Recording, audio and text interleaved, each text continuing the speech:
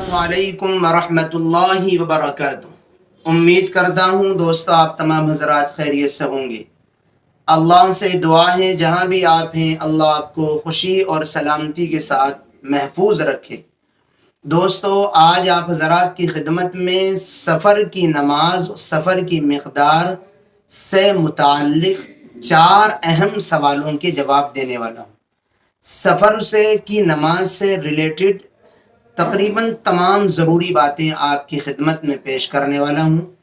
आप इस वीडियो को पूरा देखिए और अपने मुसलमान भाइयों और बहनों तक शेयर कीजिए। बहुत अहम और ज़रूरी मालूमात इस वीडियो में हम शेयर करने वाले हैं। पहले आप सवाल समझिए हम क्या क्या बतलाने वाले हैं। नंबर 1, सफ़र शरई यानी इस्लाम की नज़र में सफ़र किसे कहा जाता है, इसकी मिक़दार क्या है। और ऐसे ही सफ़र के दौरान आधी नमाज कसर कब पढ़ी जाती है। कसर कहते हैं आधी नमाज को, 4 रकात वाली नमाज को आधा पढ़ना यानी 2 रकात पढ़ने को कसर कहा जाता है। तो सफ़र में कसर यानी आधी नमाज कब वाजिब होती है। और दूसरा सवाल है कि कसर कौन कौन सी नमाज में होगा, यानी कौन कौन सी नमाज 2 रकात पढ़ी जाएगी 4 के बजाय। और तीसरा सवाल ये है सफ़र में सुन्नत और नफिल पढ़नी चाहिए या नहीं, अगर पढ़नी है तो क्या ये भी आधी पढ़ी जाएंगी या नहीं। और चौथा सवाल ये है कि सफ़र में अगर किसी ने, बहन या भाई ने हमारे 4 रकात पूरी नमाज पढ़ ली, आधी नहीं पढ़ी, तो फिर उसके लिए क्या हुक्म है। तो सबसे पहले तो आप ये समझें 4 सवालों में से पहला सवाल कि इस्लाम की नज़र में सफ़र किसको कहते हैं, कितनी दूर जाने से इंसान मुसाफिर कहलाता है। तो इस सिलसिले में याद रखें कि आजकल के जो किलोमीटर हैं, इन किलोमीटर के हिसाब से आदमी अगर अपने घर से 88 किलोमीटर दूर चला जाए और वहाँ 15 दिन या इससे कम, इससे ज़्यादा ठहरने की नीयत ना हो, बल्कि 14 दिन या इससे कम ही ठहरना है, तो वो आदमी इस्लाम की नज़र में मुसाफिर कहलाता है। दूसरी बात यह है कि अब जब ये आदमी मुसाफिर हो गया तो अब मुसाफिर के लिए हुक्म ये है कि इसको अपनी आधी नमाज पढ़नी है। तो याद रखें मुसाफिर आदमी जो अपने घर से 88 किलोमीटर दूर चला गया और वहाँ 14 दिन या इससे कम ठहरने की नीयत है, तो अगर वो मुसाफिर आदमी या मुसाफिर बहन नमाज इमाम के पीछे पढ़ रहा है और नमाज पढ़ाने वाला इमाम वो मुसाफिर नहीं है, वो वहीं का रहने वाला है, तो फिर इस मुसाफिर नमाज पढ़ने वाले को इमाम के पीछे पूरी ही नमाज पढ़नी होगी, ये आधी नहीं पढ़ेगा। इसलिए कि मुक्तदी इमाम के ताबे होता है और इमाम पढ़ेगा 4 तो ये मुक्तदी भी 4 ही पढ़ेगा।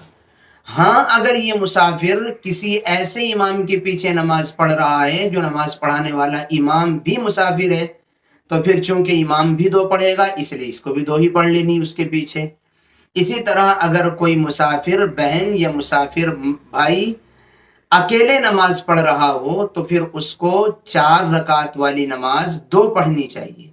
याद रखें ये कसर सिर्फ 4 रकात वाली नमाज में होगा, मगरिब और फजर में ये कसर नहीं होगा। मगरिब 3 ही पढ़ी जाएंगी, चाहे आप अकेले पढ़ें चाहे जमात के साथ पढ़ें। फजर 2 ही पढ़ी जाएगी, चाहे आप अकेले पढ़ें चाहे जमात के साथ पढ़ें।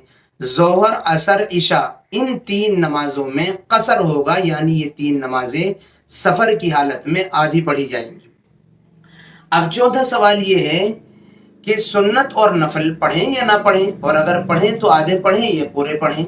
याद रखें सफ़र में अगर मुसाफिर इत्मीनान की हालत में है, कहीं जाकर के ठहर गया, रूम पर है, सुकून की हालत में है, मस्जिद में सुकून से नमाज पढ़ रहा है, तो फिर उस बंदे या बंदी को जो सुकून की हालत का मुसाफिर है, यानी सफ़र में चल नहीं रहा है, एयरपोर्ट पर नहीं है, ट्रेन सफ़र या इसी तरीके पर स्टेशन पर गाड़ी के इंतज़ार में नहीं है, बल्कि घर पे है लेकिन वह है मुसाफिर, तो फिर उसको सुन्नत और नफिल पढ़ने का एहतमाम करना चाहिए। और सुन्नत और नफिल में कसर नहीं होगा, ये पूरी ही पढ़ी जाएगी। अगर मुसाफिर कहीं जल्दी की हालत में है, उजलत में है, स्टेशन पर है, एयरपोर्ट पर है, गाड़ी के इंतज़ार में है, یا اسی طرح سفر کر رہا ہے، دوران سفر نماز پڑھ رہا ہے، تو پھر اس کو سنت اور نفل چھوڑنے کی اجازت ہے، سنت اور نفل وہ چھوڑ سکتا ہے۔ لیکن اگر اطمینان کی حالت میں مسافر ہو، بہن ہماری اطمینان کی حالت میں اپنے گھر پہ، اگرچہ وہ مسافر ہے، تو اس کو پھر سنت اور نفل پڑھنے کا اہتمام کرنا چاہیے۔ ایک ضروری اور اہم بات جو آپ کو اصل سمجھانی وہ یہ ہے کہ اگر کسی ہماری بہن نے یا ہمارے کسی بھائی نے سفر میں 4 رکعت پڑھ لی بجائے 2 کے، اس نے 2 نہیں پڑھی، حالانکہ اس کو 2 پڑھنی تھی، اس نے 4 پڑھ لی، تو اب کیا کریں؟ اس کو نماز دوبارہ پڑھنی پڑے گی یا سجدہ سہو سے نماز ہو جائے گی یا نہیں؟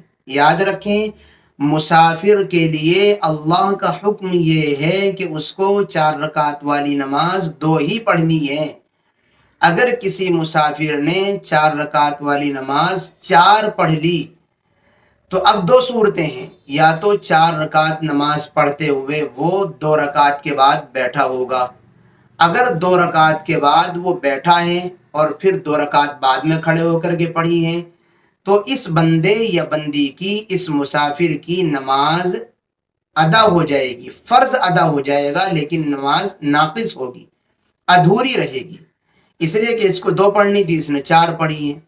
اگر کوئی بندہ 2 رکعت نماز پر بیٹھنا جان بوجھ کر یا بھولے سے بھول گیا، بیٹھا ہی نہیں، کوئی مسافر ہے، 4 رکعت والی نماز 2 پڑھنی ہے، لیکن وہ بجائے 2 کے 4 پڑھ لی اس نے، اور 4 پڑھتے ہوئے وہ 2 رکعت کے بعد بیٹھا بھی نہیں ہے، تو چاہے بھولے سے نہ بیٹھا ہو، چاہے جان بوجھ کر نہ بیٹھا ہو، اس کی نماز صحیح نہیں ہوگی، اس کو دوبارہ پڑھنی پڑے گی۔ اگر 2 رکعت کے بعد بیٹھ گیا، پھر تو ناقص اور ادھوری نماز ہو بھی جائے گی، فرض ادا ہو جائے گا، لیکن اگر 2 رکعت کے بعد بیٹھا ہی نہیں، چاہے بھولے سے ہی کیوں نہ ہو، اس کی نماز نہیں ہوگی، اس کو اپنی نماز دوبارہ پڑھنی پڑے گی۔ یہ میں نے بہت ضروری اور اہم باتیں آپ کی خدمت میں عرض کی ہیں۔ امید کرتا ہوں آپ کو یہ ویڈیو پسند آئی ہوگی، اور اب آپ نے الحمدللہ ہماری یہ پوری ویڈیو دیکھ لی ہے۔ اللہ آپ کو خوش رکھے۔ ہماری اچھی ویڈیو آپ کی خدمت میں روزانہ آتی ہیں، آپ ان کو شیئر کیا کیجئے اور اپنے بہن بھائیوں اور اسلامی بہنوں تک اس طریقے کی ویڈیو پہنچایا کیجئے۔ دعاؤں کی درخواست ہے۔ پھر ملیں گے انشاءاللہ کسی نئی اور اچھی ویڈیو کے ساتھ۔ السلام علیکم ورحمۃ اللہ وبرکاتہ۔